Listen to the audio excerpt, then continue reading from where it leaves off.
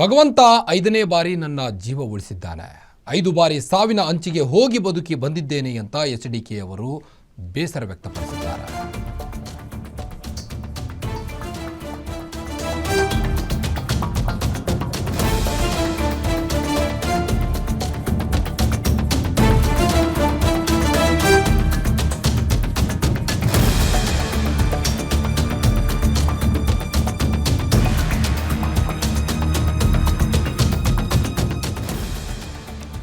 ಭಗವಂತ ನನ್ನ 5ನೇ ಬಾರಿ ಜೀವ ಉಳಿಸಿದ್ದಾನೆ.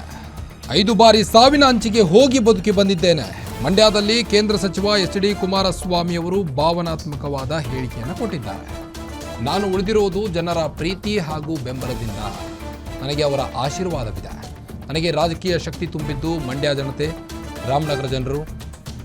ಹೀಗಾಗಿ ನಾನು 5 ಬಾರಿ ಸಾವಿನ ಅಂಚಿಗೆ ಹೋಗಿ ಬಂದಿದ್ದೇನೆ ಎಂದಿದ್ದಾರೆ ಎಚ್.ಡಿ.ಕೆ ಅವರು. ರಾಮನಗರ ಜನರು 2016, 2017ರಲ್ಲಿ 800 ರೈತರು ಆತ್ಮಹತ್ಯೆ ಮಾಡಿಕೊಂಡಿದ್ರು. 800 ಕುಟುಂಬಗಳಿಗೂ ಸಾಂತ್ವನ ಹೇಳಿ ಸಹಾಯ ಮಾಡಿದ್ದೆ ಎಂದಿದ್ದಾರೆ. ಯಾವುದೇ ಅಪರಾಧ ಮಾಡದಿದ್ರೂ ಅಧಿಕಾರದಿಂದ ಅಸ್ಥಿರಗೊಳಿಸಿದ್ರು.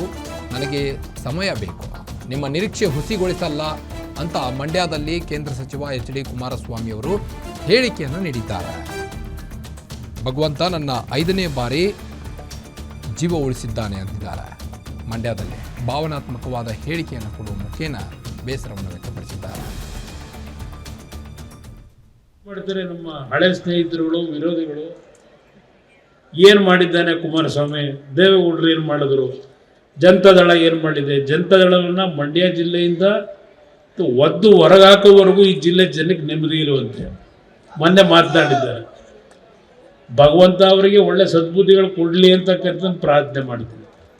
ಆದ್ರೆ ಒಂದು ಇಲ್ಲಿ ನಡೆದಿರ್ತಕ್ಕಂಥ ನನ್ನ ತಾಯಂದಿರು ನನಗೆ ಜನ್ಮ ಕೊಟ್ಟಿಲ್ಲದೆ ಇರ್ಬೋದು, ಆದರೆ ನನ್ನ ತಾಯಿ ನನಗೇನು ಜನ್ಮ ಕೊಟ್ಟಿದ್ದಾರೆ, ಆ ಸ್ಥಾನದಲ್ಲಿ ನೀವೆಲ್ಲ ಇದ್ದೀರಿ, ನನ್ನ ಸಹೋದರಿಯರಿದ್ದೀರಿ ಅಂತಕ್ಕಂಥದ್ದು ಈ ಸಂದರ್ಭದಲ್ಲಿ ನಾನು ಹೇಳ್ತಕ್ಕಂಥದ್ದು.